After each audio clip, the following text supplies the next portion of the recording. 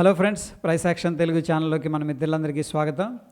The economic times Telugu అనేవాళ్ళు 12 గంటల 44 నిమిషాలకి ఈరోజు ఒక అప్డేట్ అనేది ఇవ్వడం జరిగింది.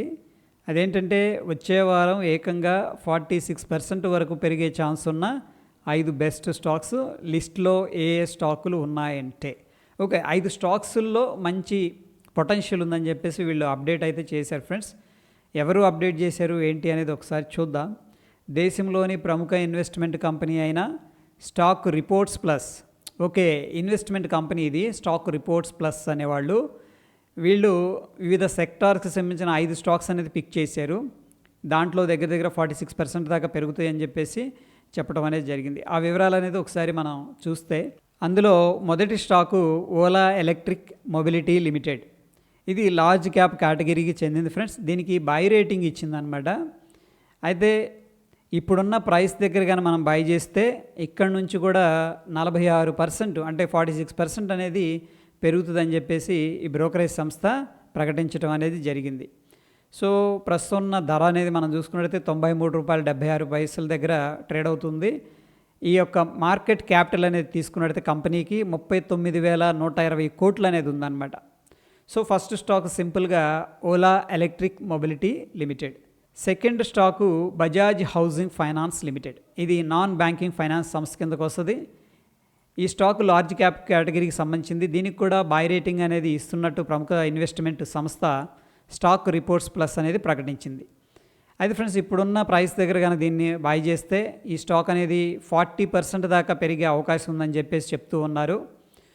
సో ఆ స్టాక్ అయితే ₹132.50 దగ్గర అయితే క్లోజ్ అయింది. ప్రస్తుతం దీని యొక్క మార్కెట్ క్యాపిటల్ అనేది మనం తీసుకున్నట్టయితే 1,10,000 కోట్లుగా ఉందన్నమాట. ఇక మూడో స్టాక్ మనం చూసుకున్నట్టయితే Zydus life sciences limited. Mid cap కేటగిరీకి చెందింది ఈ స్టాక్ అయితే. సో దీనికి కూడా బై రేటింగ్ అనేది ఇచ్చారు. ఇక్కడున్న ప్రైస్ దగ్గర కానీ మనం కొన్నట్టయితే, అంటే ఏంటి, మనకి ఫ్రైడే క్లోజ్ అయింది కదా, ఫర్ ఎగ్జాంపుల్ అనుకుందాం 500 దగ్గర క్లోజ్ అయింది. అదే ప్రైస్ దగ్గర మనం కొంటే అక్కడ నుంచి 25% అనేది పెరిగే అవకాశం ఉందని చెప్పేసి ఈ యొక్క సంస్థ అనేది చెప్తూ ఉంది. అయితే ఈ స్టాక్ ప్రైస్ అనేది 977 దగ్గర ట్రేడ్ అవుతుంది. ప్రస్తుతం దీని యొక్క మార్కెట్ క్యాపిటల్ 98,310 కోట్లుగా ఉంది. నెక్స్ట్ స్టాక్ మనం చూసుకున్నట్టయితే ఇంటర్ గ్లోబ్ ఏవియేషన్ లిమిటెడ్.